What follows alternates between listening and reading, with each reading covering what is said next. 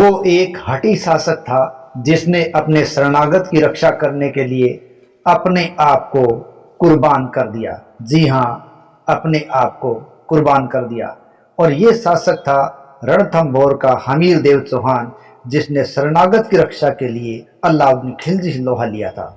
जी हाँ, आज की इस कहानी में हम देखेंगे रणथंभौर के हमीर चौहान और अलाउद्दीन खिलजी का संघर्ष। देखिए, हमीर देव चौहान रणथंभौर के शासक जैतर सिंह के पुत्र थे, जिन्होंने 1282 ईस्वी से 1301 ईस्वी तक शासन किया था और इतिहास में यह अपने शरणागत की रक्षा के लिए हमेशा चर्चित रहे हैं। हमीर देव चौहान रणथंभौर के एक बड़े ही यशस्वी शासक हुए हैं और ऐसे यशस्वी शासक हुए हैं जिन्होंने तात्कालिक मेवाड़ रियासत के समर सिंह को भी हरा दिया था। और तो और सल्तनत के शासक जलालुद्दीन खिलजी के रणथंभौर अभियान को भी सफल नहीं होने दिया था।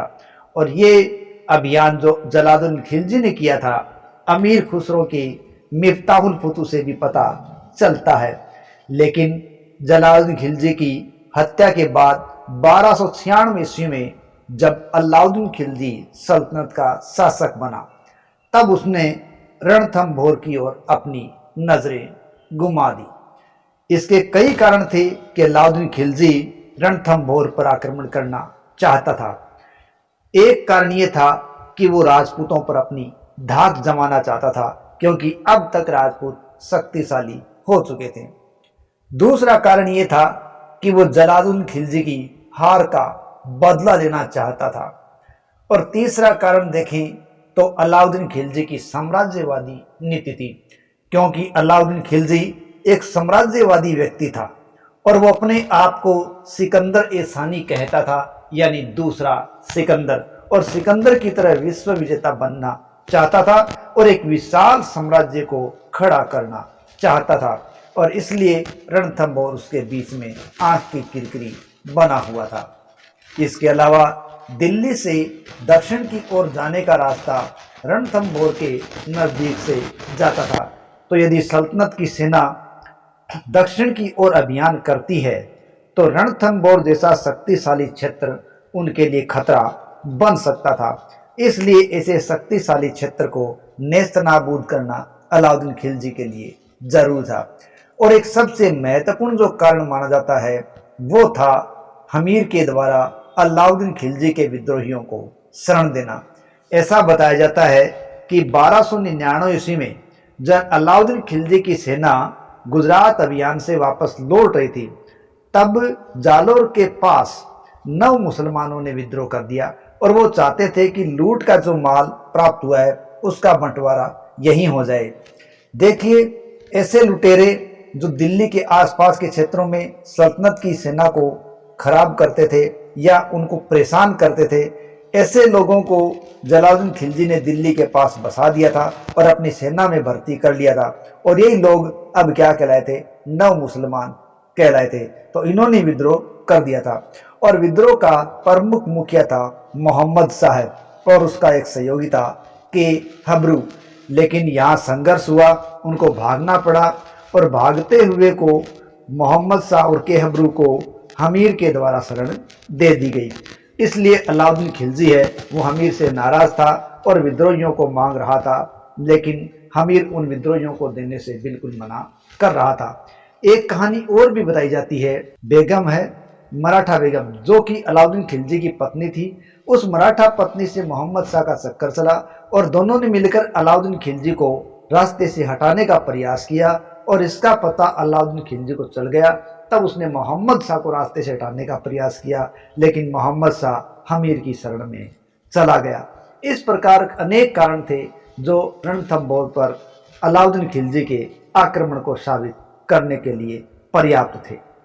इस प्रकार की स्थितियों के आधार पर पता चलता है कि जैसे भी हो, हमीर के पास मोहम्मद शाह शरण लिए हुए था और अलाउद्दीन खिलजी को ये किसी भी स्थिति में गवारा नहीं था।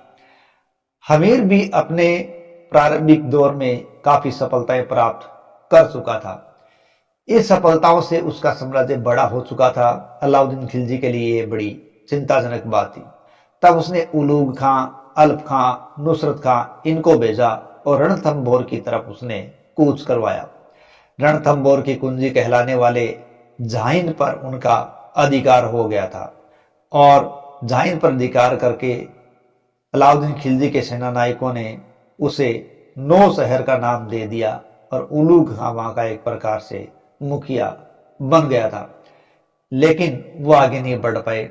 और ये अभियान तब हुआ जिस समय हमीर ने कोटि यज्ञ का आयोजन करवाया था।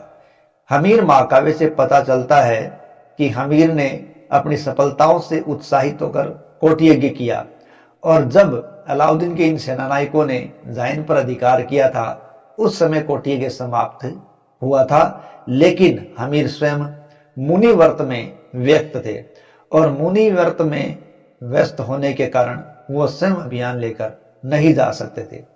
इसलिए उन्होंने अपने दो सेनानायकों भीम सिंह और धर्म सिंह को आगे भेजा था ताकि वो अलाउद्दीन खिलजी की सेना का सामना कर सके। दोनों सेनानायक भीम सिंह और धर्म सिंह ने अदम्य साहस का परिचय दिया और अपने साहस के बल पर उन्होंने शाही सेना की धन सामग्री को लूटने में सफलता प्राप्त कर ली।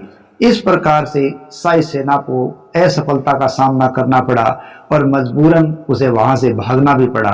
लूटी हुई सामग्री को लेकर अब भीम सिंह और धर्म सिंह वापस रणथंभौर की ओर चल पड़े थे और रास्ते में जब वो आ रहे थे तो धर्म सिंह के पास उस लूट की सारी सामग्री थी, जबकि भीम सिंह पीछे चल रहा था।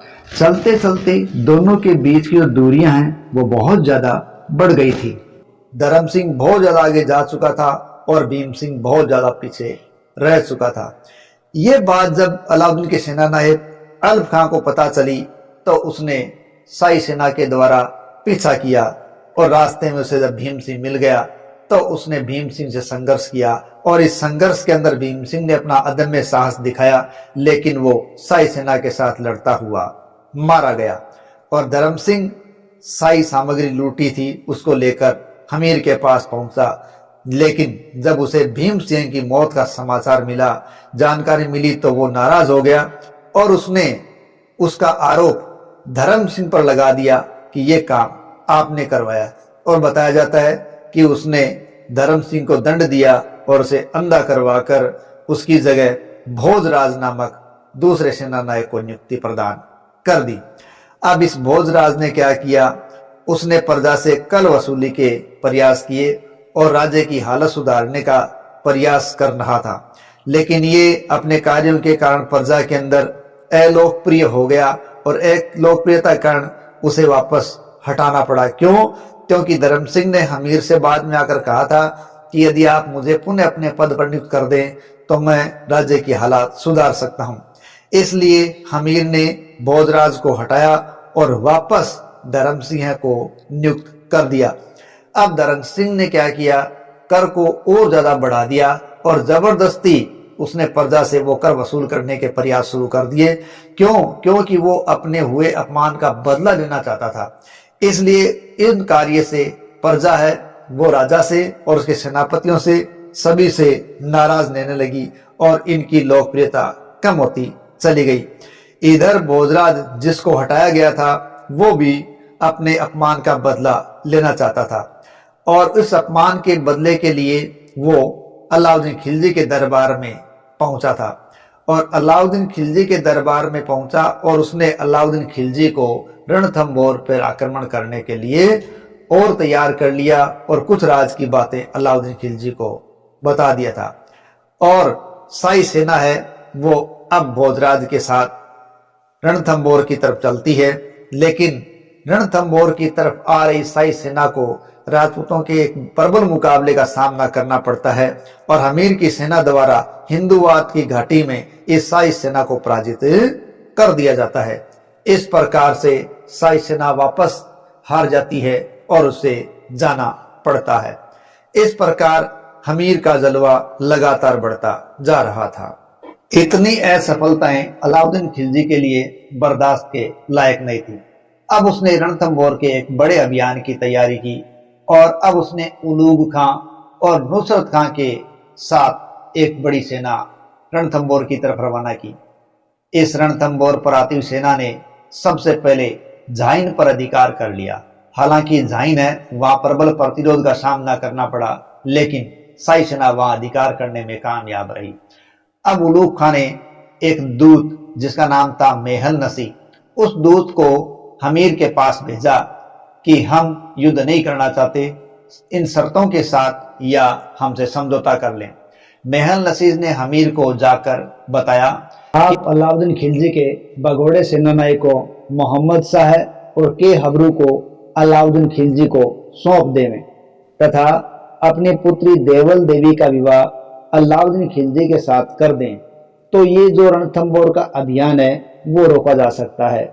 लेकिन हमीर ने इस प्रकार से किसी भी शर्त को मानने से इनकार कर दिया। हालांकि इतिहास में ऐसा भी बताया जाता है कि अमीर की पुत्री देवल देवी ने अपने राज्य की सुरक्षा को देखकर हाँ भर दी थी और अपने पिता को कहा था कि यदि वो चाहें तो वो शादी करने के लिए तैयार है। लेकिन हमीर तो हमीर ठहरा, वीर तो वीर ही होता है। उसने इस प्रकार की शर्तों के आगे झुकने से इनकार कर दिया और अपनी हट पर कायम रहा और शरणागत की रक्षा करने के लिए अपने आप को तत्पर किए रखा उसने। तब वो वापस चले गए और उलूग खां ने अब रणथंभौर का एक बड़ा घेरा डाल दिया। रणथंभौर का घेरा डालकर उसने पासिब और गरगच बनाए। देखिए, पासिब और गरगच ये ऐसे पर्देनुमा सुरक्षात्मक हथियार थे जो ऊपर से आने वाले पत्थरों को रोकने का काम कर देते, एक तरह से पर्दे का काम करते थे। साथ ही साथ शाही सेना ने मगरबों का भी इस्तेमाल किया। मगरब ऐसे हथियार थे जो पत्थरों को ऊपर फेंकने के काम आते थे।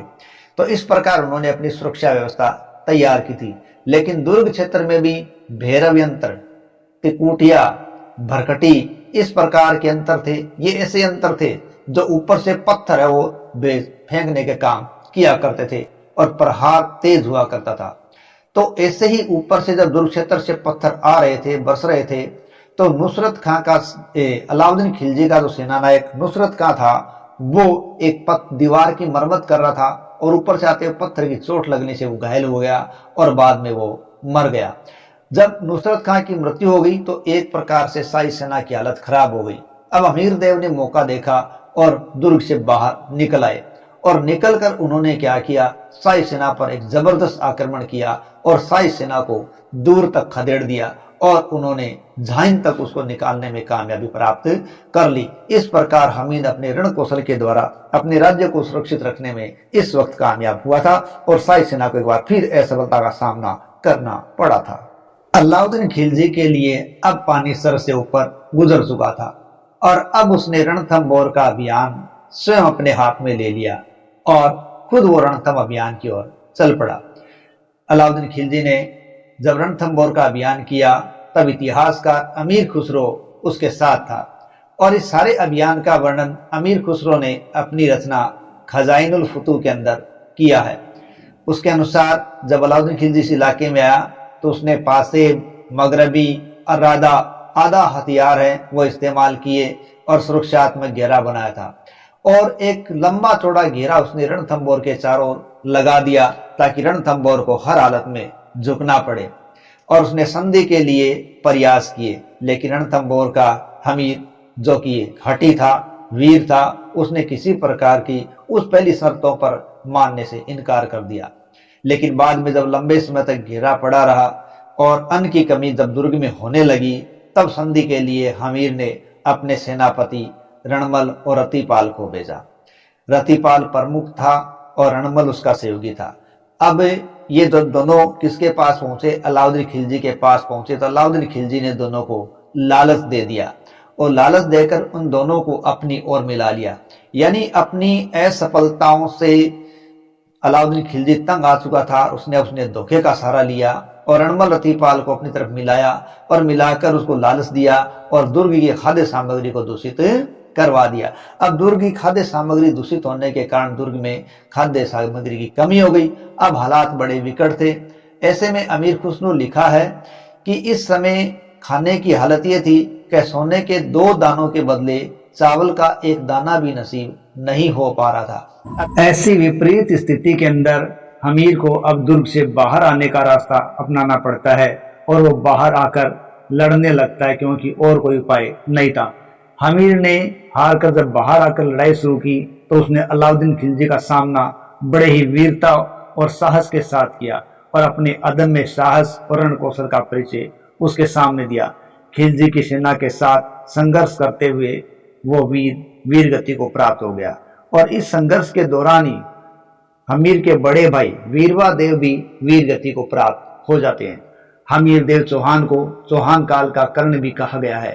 पृथ्वीराज चौहान के बाद यदि भारतीय इतिहास में अत्यंत महत्व का कोई नाम है तो वो नाम हमीर देव चौहान का है। राजस्थान के रणथंभौर साम्राज्य का सर्वाधिक शक्तिशाली और प्रतिभा संपन्न यदि शासक माना जाता है तो वो हमीर देव चौहान को ही माना जाता है। इस शासक को चौहान वंश का उदित नक्षत्र कहें तो भी कोई अतिशयोक्ति नहीं होगी, क्योंकि उसने अपने वीरोचित कार्य के द्वारा इस बात को सिद्ध कर दिया था। और उसका सेनानायक जो कि उसकी शरण में आया हुआ था मोहम्मद शाह, वो भी घायल हो जाता है। वहीं हमीर की रानी जो रंगा देवी थी वो जौहर कर लेती है। ऐसा बताया जाता है कि रंगा देवी पदमला तालाब के अंदर जल जौहर करती है और मोहम्मद शाह जो कि भगोड़ा सेनानायक था, हमीर की शरण में था, उसकी मुसलमान स्त्रियां भी इसमें जौहर करती हैं। जोधराज की रचना है हमीर रासो, उसके अंदर इसकी जानकारी मिलती है और इस घटना को रणथंभौर का प्रथम शाखा के नाम से वो संकेत करता है।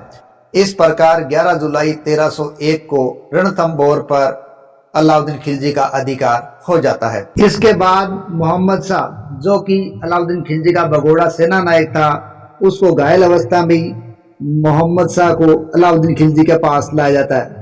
अलाउद्दीन खिलजी कहते हैं कि आपका इलाज कराया जाए और आपको छोड़ दिया जाए, आप क्या करेंगे? तो वो बताता है कि यदि मैं जीवित रहा तो मैं रणथंभौर पर हमीर के किसी वंशज को राजा बनाऊंगा और आपको मारूंगा। इस प्रकार की बात जब अलाउद्दीन सुनता है तो तेज में आ जाता है और वो मोहम्मद शाह को हाथियों के पैरों के नीचे कुचलवाकर मरवाने का हुक्म देता है और उसे मरवा दिया जाता है। इस प्रकार मोहम्मद शाह का भी अंत हो जाता है। इस प्रकार से ये रणथंभौर है वो अब अपनी स्वतंत्रता को खो देता है और अलाउद्दीन खिलजी के कब्जे में आ जाता है और वे वीर जो कि हटी था हमीर, वो इतिहास में अपना नाम दर्ज करा देता है, जो शरणागत की रक्षा के लिए अपने आप को कुर्बान करने से भी पीछे नहीं हटा था और अपनी बात पर अटा रहा। हमीर देव चौहान भगवान शिव का परम भक्त था और उसके पास एक बहुत ही प्रिय घोड़ा था और उसके प्रिय घोड़े का नाम बादल था। हमीर के बारे में अन्य जानकारी देखें तो हमीर ने अपने जीवन काल के अंदर अदम्य वीरता का परिचय दिया था और 17 युद्ध लड़े थे और इन 17 युद्धों में वो 16 युद्ध है वो जीत चुका था और अपनी वीरता का परिचय दे चुका था। अपने शरणागत की रक्षा के लिए अपने आप को कुर्बान कर देने वाले शासक के बारे में हमीर हट महाकाव्य के रचयिता चंद्रशेखर ने एक दोहा कहा है, सिंह सुवन सतपुरुष वचन कदली फले एक बार, त्रिया तेल हमीर हट चढ़े न दूजी बार। अर्थात सिंह एक ही बार संतान को जन्म देता है, सच्चे लोग बात को एक ही बार कहते हैं, केला एक ही बार फलता है, स्त्री को एक ही बार तेल और उपटन लगाया जाता है, अर्थात उसका विवाह एक ही बार होता है। ठीक उसी प्रकार हमीर ने जो हट की है वो ठान लिया है, उस पर वो दोबारा विचार नहीं करेगा।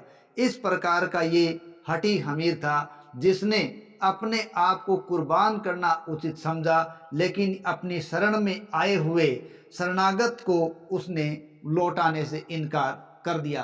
तो ऐसा वीर हुआ है राजपुताने का हमीर देव चौहान, जिसने अपने आप को राजपुताने के एक सच्चे वीर के रूप में साबित कर दिया और साथ ही साथ इस भारतीय इतिहास के अंदर वो हमेशा के लिए अविस्मरणीय हो गया। तो इसी के साथ आज की ये कड़ी समाप्त करते हैं। जय हिंद, जय भारत।